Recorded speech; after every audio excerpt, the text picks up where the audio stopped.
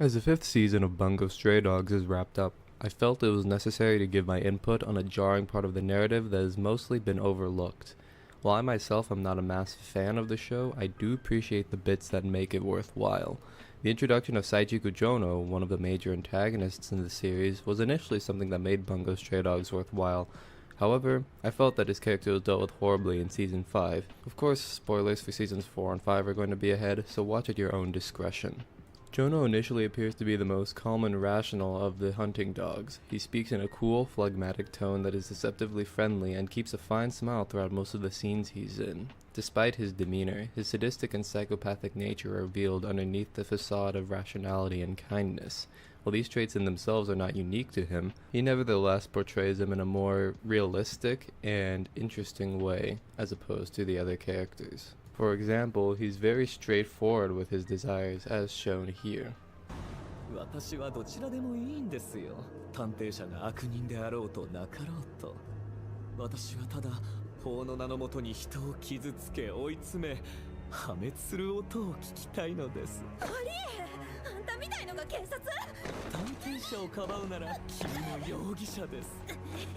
君も私の楽しみの一部になりますか？ While Jouno was neither the smartest nor most complex, he ultimately was a great character because he was the most realistic villain. He fit his role as an accompaniment to the main villains very well, almost too well.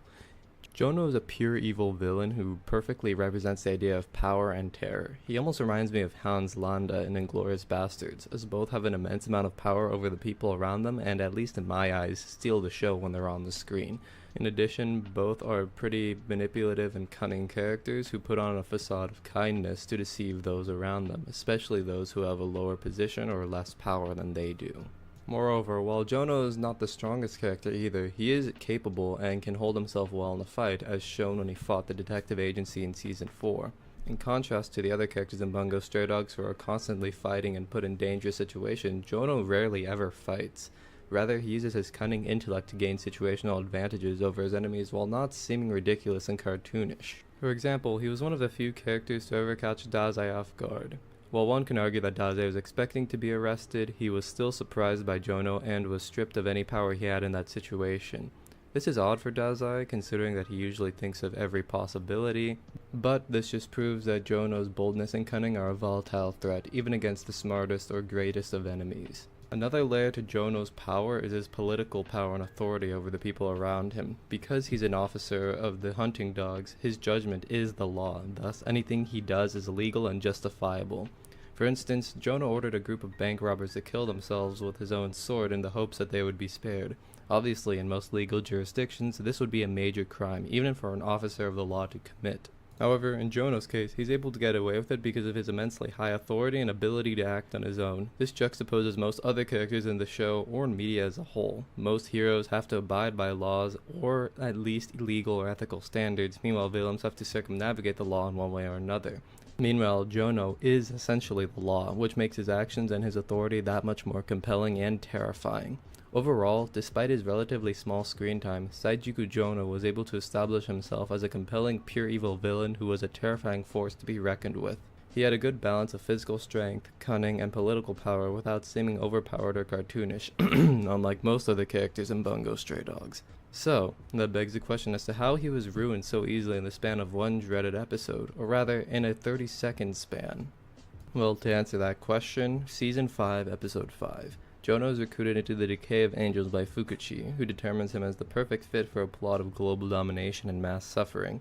As a result, one would imagine that Jouno joins the plot and relishes in the suffering of billions, correct? A sadistic, psychopathic murderer who enjoys tormenting people is given a grand opportunity to torment humanity on a global scale. Thus, it would be logical for him, knowing his character up to that point, to agree to this plan, right?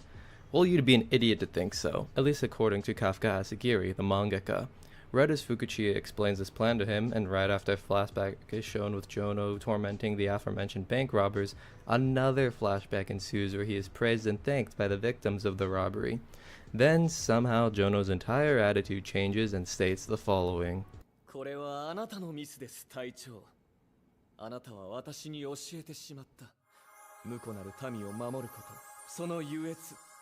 それに比べれば、誰かの悲鳴など無音に等しい。Alright, I'm gonna go a bit off on a tangent here, but this is just really stupid. It's a complete betrayal of the character who was established up to that point. You don't just suddenly turn a bad guy good with one 30-second flashback, alright? As mentioned earlier, it'd be like if Hans Landa at the end of Inglourious Basterds decided, you know what, I don't want to kill Jews anymore, I want to help the Americans and I'm gonna kill Hitler. So it's just really stupid. Afterwards, Jouno then fights Fukuchi while revealing to the audience that he had the girl whom he was tormenting earlier follow him into the discreet room. Jouno and Fukuchi fight. Fukuchi wins because he can use a space-time warping sword that somehow catches fire. I really don't know how that works. And Jouno is turned into a vampire.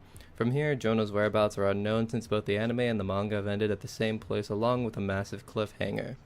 I genuinely don't see how this is a viable excuse to turn Jouno against Fukuchi. It's like the mangaka was just writing a stream of consciousness and drew the first thing that came to mind in order to turn Jouno against Fukuchi without taking into account the core of his own characters. Now, it's been a while since I've seen the first 3 seasons, so my memory might be hazy, but I genuinely don't remember this occurring at all to any other characters so suddenly. Even Tachihara, who was somewhat insignificant before the 5th season, was given enough background and motivation to change like he did, in spite of him not finishing his own quest for vengeance, which is another weakness in the writing. Regardless, such a sudden change in character for Jouno is insulting all around. The character, the audience, and even the mangaka himself, as it proves to us that the mangaka is not even confident in his own writing or capability to change characters. It also is insulting to the character because it's a complete betrayal to him, and it's insulting to the audience because we're just supposed to expect this slosh being spoon-fed to us. Jouno is a fine character with a lot of potential to grow, but obviously Kafka Asagiri recognized that he was too strong for the villains to keep around. Thus, he had to invent a reason at the last second to get rid of him. It would have been preferable for Jouno to take out Fukuchi in order to usurp the leadership of the hunting dogs. As a psychopath and a sadist, Jouno is someone who obsesses with controlling people, so it makes sense that he would betray his own leader in order to assume control over the hunting dogs unit and enact his own plot of dominance. Then Fukuchi would have a reason to kill Jouno, or at least turn him into a vampire, as a sudden tertiary force who opposes both sides of this battle. Nevertheless, what Kafka Asagiri has bestowed upon this world is mediocre writing that rivals that of George Lucas with the prequels. Entertaining and good, or sometimes even great and complex ideas mixed with an overabundance of sloppy writing in order to progress the story. While my criticisms of Bungo Stray Dogs are far from over, I will leave that to another video once I have the patience and courage to re-watch the earlier seasons in order to critique them fairly. Of course, if you like the show, that's fine. I enjoy plenty of aspects and elements in the show, but I also recognize the plentiful amount of shortcomings and how those have trumped any potential enjoyment from these past 2 seasons, which for some reason have been hyped up for years as being amazing by manga readers. But to each their own. Thanks for watching the video, subscribe, and see you later.